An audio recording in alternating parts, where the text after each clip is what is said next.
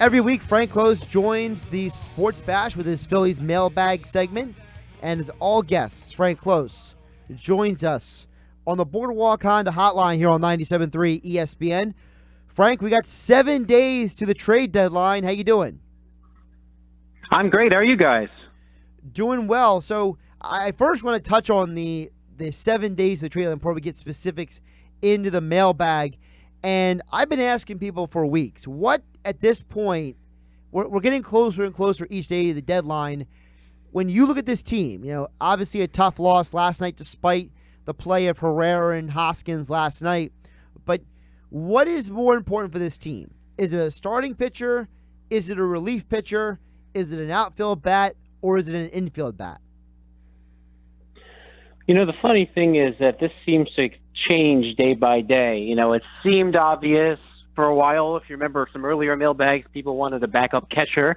And then it was, we need to have a third baseman. And then now Michael Franco is playing well. So now it's, we need a shortstop. And then it was, pitching is fine. Well, no, now maybe we need a starter. And all along talking about the bullpen. The bullpen's been pretty good in July. So, if you're the Phillies, you might kind of want a left-handed bullpen arm and some players that are versatile that will actually hit, that you can kind of move between the infield and the outfield.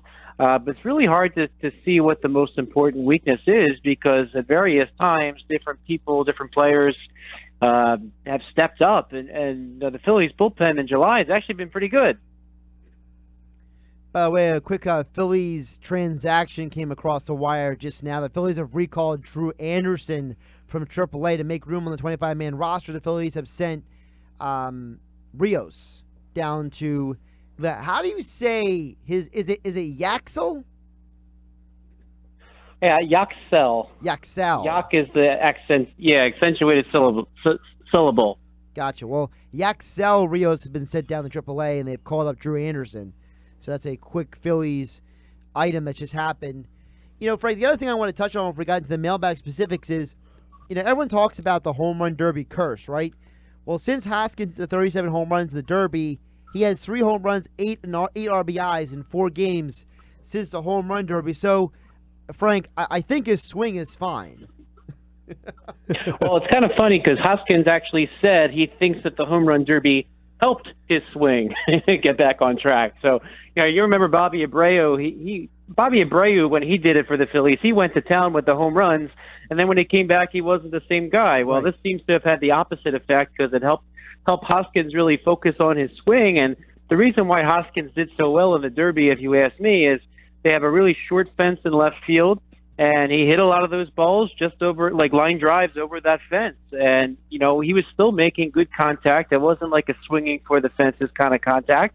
And you know what? If he makes himself think that his swing is better now because of it, then, hey, more power to him. But, yeah, he certainly played very well since coming off that Derby.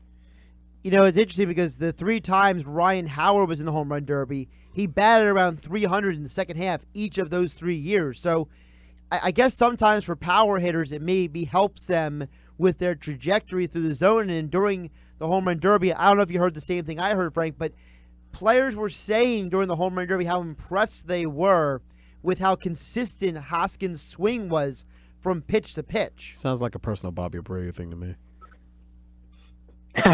Well, yeah. Well, Hoskins definitely did get a lot of people's attention. And, as you wrote and you said on the air, Josh, it just kind of put him into the forefront around Major League Baseball. People know that he is one of the preeminent young sluggers. And if anything else, that home run derby definitely got people's attention that Rhys Hoskins is a force to be reckoned with in Major League Baseball.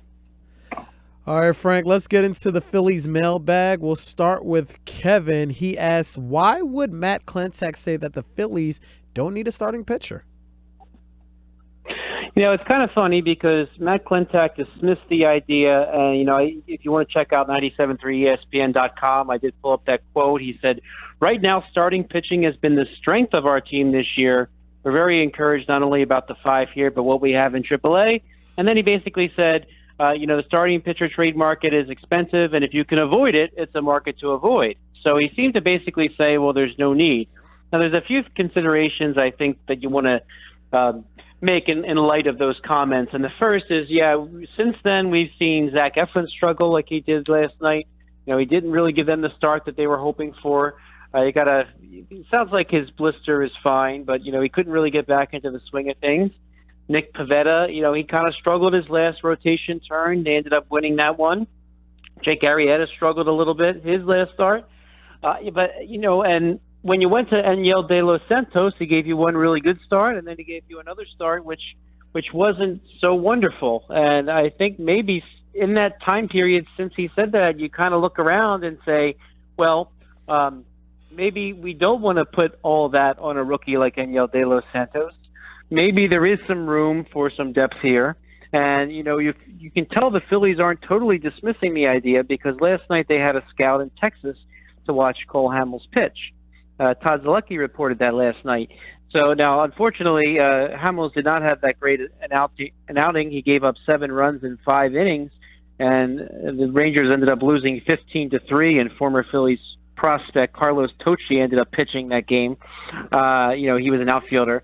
But then, they're also reportedly in on Jay Happ, and, it sounds like not that the Phillies are trying to get former Phillies in to come in and pitch, but it sounds like they're at least keeping open the idea that they could add a starting pitcher. And if they're going to add a starting pitcher, it really seems like that starting pitcher should be from the left side. And really the only ones that are available right now are Jay Happ and Cole Hamels. There's really not a lot of inventory looking at starting pitchers from the left side. So that's why their names come up. They're not just looking at ex-Phillies, and they're still engaged. So it can't mean that they're totally dismissing the idea of adding a starter, because they're still looking. July 31st is the trade deadline. Rich wants to know, who will the Phillies get for this bench? Tell me they can do better than Trevor Plouffe and Mitch Walding.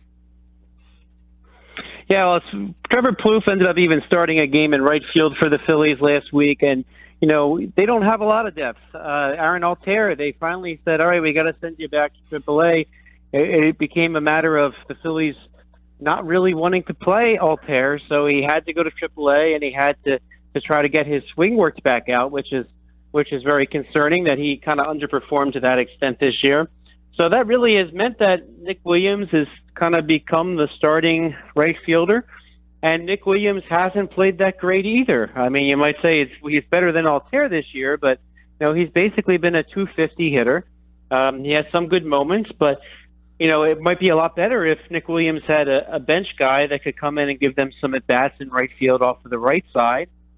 And we know too that Scott Kingery at shortstop has had his struggles, and there are a couple things that are worth noting. The Phillies seem to have had interest in both Eduardo Escobar of the Minnesota Twins. He's a guy that can play a really solid shortstop, and they can kind of move him around. And Asdrubal Cabrera of the New York Mets. You might remember him from his little spat with Eduardo Ramos a couple of years ago, and Cabrera actually got the last laugh by hitting a walk-off home run off of Ramos. But both of those players are switch hitters. The Phillies really like and value versatility, and being a switch hitter is one way to add some versatility to the bench, so that when your bench players are coming up to get those at bats, they can hit lefty or righty. You don't have to worry about whether or not you have a left-handed hitter or a right-handed hitter available. So both of them are worth watching.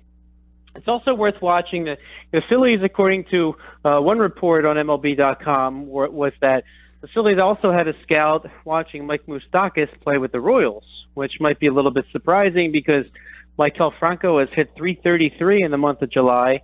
He's got 5 home runs, 11 runs batted in. He's really had a solid month at third base. But you got to get the sense that the Phillies might still wonder about how consistent Franco is going to be. As we said many times this season, has he finally figured it out? Well, then he goes into another slump. So they're still looking at Moustakas. They're looking at those two guys, Escobar and Asdrubal Cabrera.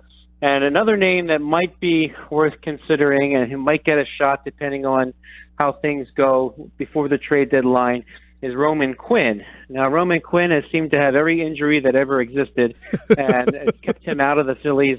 He's always on the DL, right? That's the one thing we keep saying. Is he durable enough? And all these injuries seem to be different injuries. But Roman Quinn is rehabbing right now at AA Reading. Now, he is a member of the Lehigh Valley Iron Pigs roster, not the Phillies. So he is in the minor leagues right now, but he is rehabbing to go back to Lehigh Valley. And you know what? If Roman Quinn looks like he can get them some at bats again, a switch hitter, he can certainly play some right field and get some of those right-handed at bats in right field to complement Nick Williams. This might be the time that Roman Quinn finally gets a shot and he's finally healthy at the same time. So that's another name you might want to look at for this Phillies bench. But I don't think that Walding will stick around much longer. Trevor Plouffe, he could come or go. I mean, he's at least somebody that has several years' experience on a major league roster, even though he's not a top choice really for the Phillies right now for a major league bench player. Can't believe I called him Plouffe. He's Plouffe. That was on me. And one more thing on Quinn. Obviously, exceptional speed. I've been waiting to really see him on the big club for a while, and he's just been hurt every single time that I think I'm going to give my hopes up. So we're talking with Frank Klose, our 97.3 ESPN Phillies insider. You can check out his tremendous work on our website, 973ESPN.com. You can also follow him on Twitter at Frank Klose. That's at Frank Klose. Frank, Jesse wants to know, why would Philly fans boo Manny Machado? It seems counterproductive. Yeah, that's really funny. Some people were kind of discussing, well, could this hurt the Phillies' chances of signing Manny Machado later on if the Phillies fans boo him? Well, last night at the ballpark, when he had the pregame introductions, he kind of had more cheers than boos. There were some. First at bat, fans seemed to cheer Manny Machado more than booed him. But later on in the game, it seemed like the people that were cheering were kind of tired because then they started booing him a little bit more towards the end. But look, I'll say this. Two things. First, if the Phillies outbid every other team by $100 million, is he going to say, my feelings are hurt that I got booed in the eighth inning of a game while playing for the Dodgers last year after getting a round of applause with the Orioles, right? So I think that's silly. And, the Players Association, they really do want players to take the best deals. And, even when Jim Thome was looking at signing with the Phillies or going back to the Indians for less money, they kind of gave him a nudge and said, look, you got to take the better deal for all of us. Well, I think he'll have that same kind of pressure Machado will when that time comes. And the other thing to think about, too, is, look, he saw also the ovation that Chase Utley got from Phillies fans. Now, can you imagine if you're Machado thinking, if I sign for this team, I play the prime of my career there because he's only 26 years old. He's going to play basically the prime of his career as a Philly. Are people going to remember me the same way? And I think, he might be more impressed that Utley was given that ovation when he came back to town, more so than he remembers a couple of those boos. And you know what? I think Machado's smart enough to know why they were booing, that the fans really wanted him. And let's face it, Machado had no say where he got traded to. Well, Frank, we know that Chase Utley himself said that he would tell Manny Machado that it's great fans, great town, but you got to put up with the humidity. So it wasn't that bad. There was a nice breeze last night. It was all right.